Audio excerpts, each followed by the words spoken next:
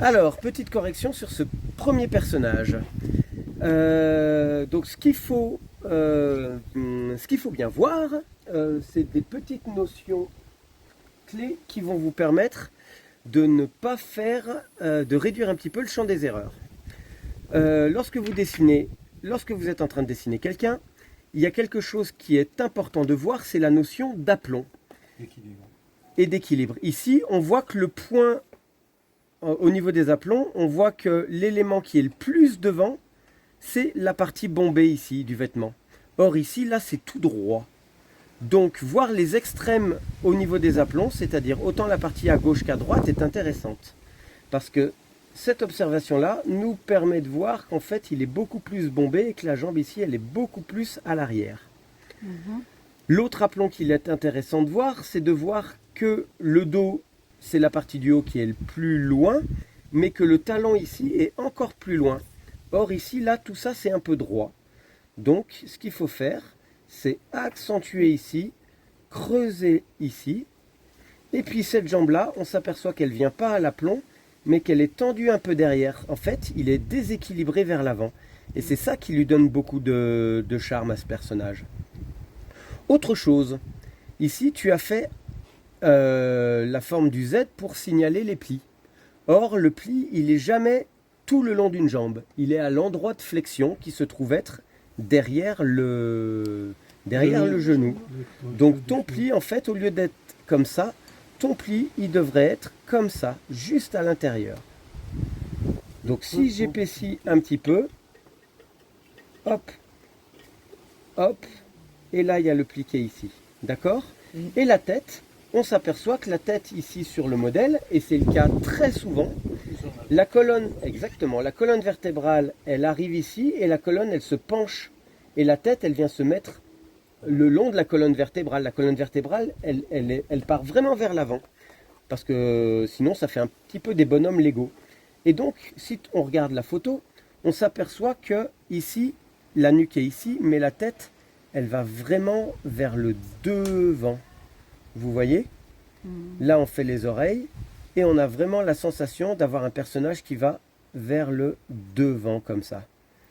Et là, on a un équilibre qui se fait, parce que là, on a le point d'appui du corps, on a le corps qui part vers l'arrière, et pour contrebalancer ça, la tête, elle est devant. En fait, on est beaucoup plus tête, corps, devant et jambes. On est beaucoup plus dans un équilibre dû à 3 segments qui nous permet d'avoir un équilibre centré ici, plutôt qu'avoir un équilibre avec une tête, un corps tout droit, un segment tout droit et des pieds. L'équilibre, il est vraiment présent par 3 déséquilibres en fait. Et là, tu as fait un personnage qui était globalement tout droit. Et je l'ai un petit peu réajusté. Autre chose qui a créé une petite confusion, c'est que là, et je le fais en bleu maintenant, vous allez voir, vous voyez ici le départ du pied, là, il y a une chose qui peut pas être possible, c'est que si ton départ de pied est comme ça, tout droit, il peut pas y avoir du vide entre ton pantalon et ton pied. C'est pas possible. Sauf si le pantalon y pend, mais généralement là il a un pantalon assez serré et il a un pantalon qui est en tension avec la jambe. Donc ce qu'il aurait fallu faire, c'est un pied qui part pas droit mais qui part un peu en avant, comme ceci, hop, et que ton trait gris ici, eh ben, il colle à ton tibia. Il colle à ton tibia ici, éventuellement il s'évase en bas, mais en tout cas, donc là vous le voyez moins parce que j'ai vraiment griffonné en rouge, mais en tout cas là tu avais vraiment un pied qui partait tout droit et tu avais vraiment une grande longueur ici qui faisait que ton pied ne collait pas à ton tibia. C'est pas possible. Au même titre qu'ici, là tu as ton bras et tu as le tissu qui colle au-dessus à la peau. Éventuellement il est un peu lâche sur le bas ici. Il colle au niveau du coude parce que le coude est en tension, ce qui crée des plis de vêtements. Mais en tout cas, ton vêtement, il doit vraiment coller aux endroits où il y a le plus de tension. C'est-à-dire le coude, l'épaule, le biceps dû au poids du vêtement qui tombe dessus. Éventuellement, il est lâche dessous. Mais en tout cas, ici, ton tissu, eh ben, il doit beaucoup plus coller à ton tibia, éventuellement se dégager en bas. Mais vu qu'il est en tension vers l'avant, et ben le pantalon il flotte pas, hein, il colle vraiment à la peau Sauf si t'as un jusqu'au vent moment. arrière. Oui, mais c'est pas le cas. Évidemment, sauf si tu as un vent arrière, sauf s'il saute en parachute, sauf Regarde. si il a mis de l'hélium dans son Ça part pantalon. en avant et ici il est quand même Non, flottant, non? désolé, je suis désolé de te C'est à contredire. l'envers. Hein, je vois. Ouais, ça ne marche pas parce qu'ici on voit la ligne du ventre. On voit la ligne du ventre qui vient ici. Vraiment, là, tu as vraiment la forme de la jambe et ton tissu, il est considéré comme collant à ton pantalon. En tout cas, là, il n'y a pas les 10 cm parce qu'il n'a pas glissé de l'hélium ou de la mousse autour de sa jambe. Voilà ce que je pourrais dire sur ce premier personnage.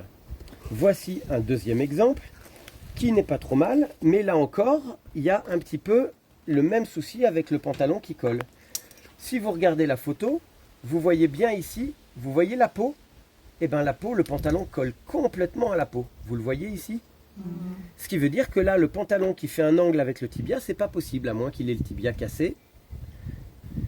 Donc ici, quand il y a le genou qui est là, et ben il y a une ligne directe ici. Il ne doit pas y avoir d'angle et il ne doit pas y avoir cette épaisseur ici. Ça ne marche pas. Ici, il y a le mollet. Là, il y a des plis où effectivement, il peut y avoir un petit décalage. Ici aussi. Mais en tout cas, là, ça ne marche pas.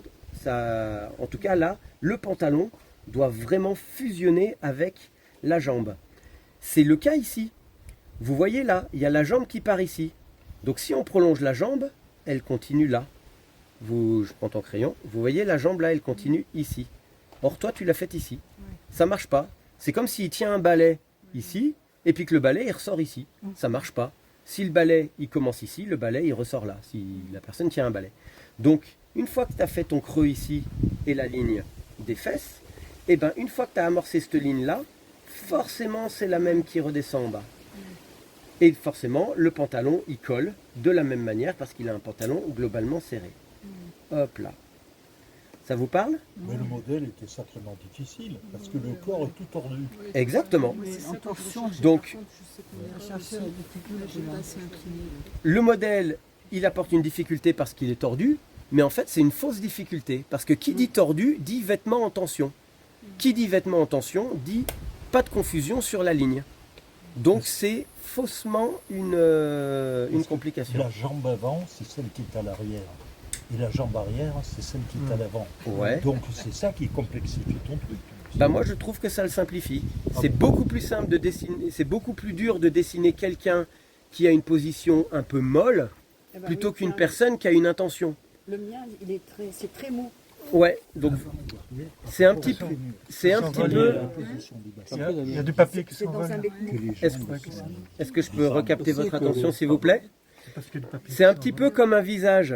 Si un visage, il est vraiment sans expression, très neutre, il en devient difficile à être dessiné, alors qu'un visage qui est très expressif, eh ben, ça donne une facilité. Donc on peut se dire, waouh, c'est très expressif, comment je vais faire ressortir cette expressivité? Eh ben en fait, c'est faussement difficile parce que ça nous aide, l'expressivité.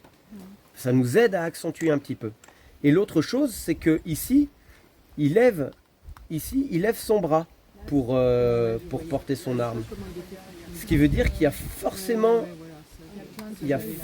un décalage important. Donc là, ici, il faut vraiment monter l'épaule et descendre l'épaule. Voilà. Et moi, ce qui me piège, c'est les raccourcis aussi. Ouais, dans le bras, là. Raccourci, je l'avais pas vu, j'avais pas la lumière là-bas. Je Ouais. comprenais pas. En fait, c'est il y a la chair qui est là. Le et coude, c'est ça. un vêtement court. Ok. Je le voyais pas, ça. Tout à fait. Donc voilà, les erreurs communément faites, c'est celle-ci. Et au même titre que là, tu as ton bras qui part comme ça. Si tu fais partir ton bras comme ça, il est où, Non, il faut qu'il monte. il est où ton coude? Il est plus en biais. Eh ben ton coude, il est là, parce que le coude, il est au bout de l'avant-bras. Là encore, c'est pas possible. Il faut imaginer que là, il y a l'épaule inverse, donc le bras part ici. Donc s'il vient rejoindre la main, le coude est là. Donc ça veut dire que ta main, elle part comme ça, si je la fais par transparence au niveau de ton corps. Il faut vraiment que quand il y a des choses cachées par le corps, il faut vraiment recomposer qu'est-ce qui passe et comment ça, où ça se rattache de l'autre côté.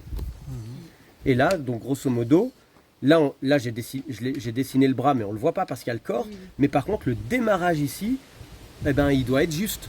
Il suffit pas de faire partir un bout foncé pour se dire ah tiens c'est le bras. Il faut vraiment recomposer comment est-ce qu'elle se remet, comment est-ce qu'elle arrive de l'autre côté. Merci pour la vidéo.